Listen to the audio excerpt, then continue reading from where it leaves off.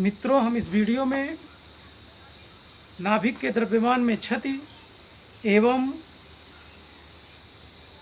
बंधन ऊर्जा पर बात करेंगे या नाभिकीय बंधन ऊर्जा पर बात करेंगे। तो ये मित्रों, नाभिक के द्रव्यमान में क्षति क्या चीज़ है, पहले इसको जान लेते हैं। नाभिक के द्रव्यमान क्षति क्या है। मित्रों, होता क्या है कि जैसे आपका 2 प्रोटॉन और 2 न्यूट्रॉन मिलकर के कोई नाभिक का निर्माण किया है। तो अब नाभिक का निर्माण किया है तो प्रोटॉनों का और न्यूट्रॉनों के द्रव्यमान को जोड़ लेंगे। अगर नाभिक का हमसे द्रव्यमान पूछा जाएगा तो नाभिक के द्रव्यमान में क्या करेंगे, अगर 2 प्रोटॉन और 2 न्यूट्रॉन मिलकर के नाभिक को बनाए हैं तो यही नाभिक का द्रव्यमान हम जोड़ लेंगे। तो जितना द्रव्यमान आएगा इसे ही आप नाभिक का द्रव्यमान कहेंगे। लेकिन ऐसा नहीं है। जब आपके नाभिक में 2 प्रोटॉन और 2 न्यूट्रॉन मिलकर के नाभिक का निर्माण करते हैं तो वास्तव में इन 2 प्रोटॉन और 2 न्यूट्रॉनों के योग से जो द्रव्यमान आता है, जो इनके अलग अलग द्रव्यमान का योग आएगा, उस द्रव्यमान से कम होगा।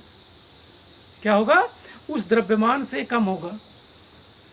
मतलब आप समझ रहे हैं कि अगर 2 प्रोटॉन और 2 न्यूट्रॉन का द्रव्यमान जो है, जो आएगा, टोटल कर लेंगे, टोटल करने पर जो आया वो नाभिक का द्रव्यमान नहीं होता है।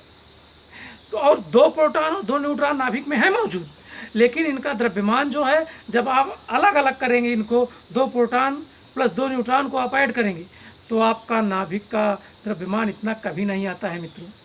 तो द्रव्यमान में एक कमी है, हो गई है, और इसी कमी को हम क्या नाम देते हैं? नाभिक की द्रव्यमान में क्षति नाम देते हैं।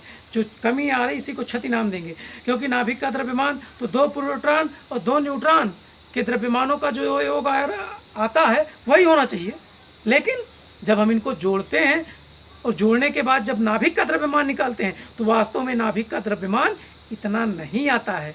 नाभिक के द्रव्यमान, इनके टोटल जो द्रव्यमान 2 प्रोटॉन और 2 न्यूट्रॉन के योग से मिलता है नाभिक का द्रव्यमान, उससे कम होता है। और जो ये कमी होती है इसी को हम नाभिक के द्रव्यमान की क्षति कहते हैं। ये आपको नाभिक के द्रव्यमान की क्षति हो गई। और अगर हम इस क्षति को निकालेंगे, द्रव्यमान क्षति को अगर हम निकालते हैं तो द्रव्यमान क्षति बराबर आपका आएगा प्रोटॉन का द्रव्यमान धन न्यूट्रॉन का द्रव्यमान, और ये माइनस नाभिक का द्रव्यमान।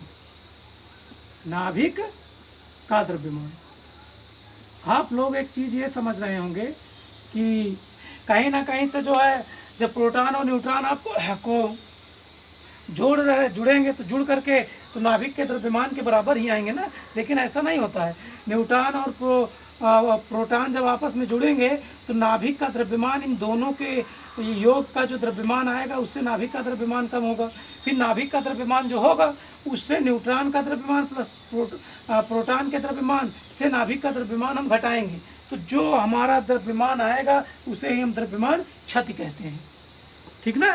तो वास्तव में नाभिक का द्रव्यमान जो है वो न्यूट्रॉन और प्रोटॉन का जो योग आता है उसके द्रव्यमान से कुछ कम ही होता है, और जो कमी होती है इसी को अब आप क्या नाम देते हैं?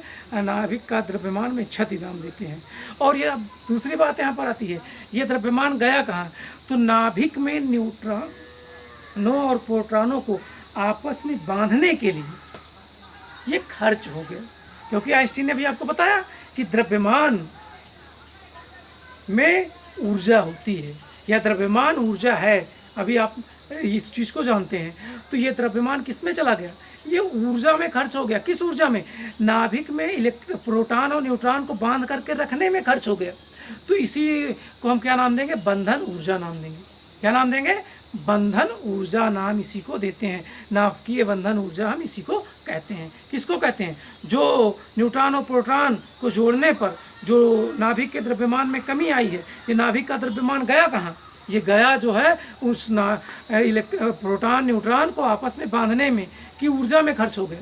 तो इसीलिए हम इसको नाभिकीय बंधन ऊर्जा भी कहते हैं। इसको आप लोग जब तक अच्छे से एक एग्जाम्पल नहीं कर लेंगे इससे रिलेटेड, तब आपको ये बहुत अच्छे से समझ में आ जाएगा, बिल्कुल पूरी तरीके से क्लियर हो जाएगा। इस चीज़ को आप लोग ध्यान रखें।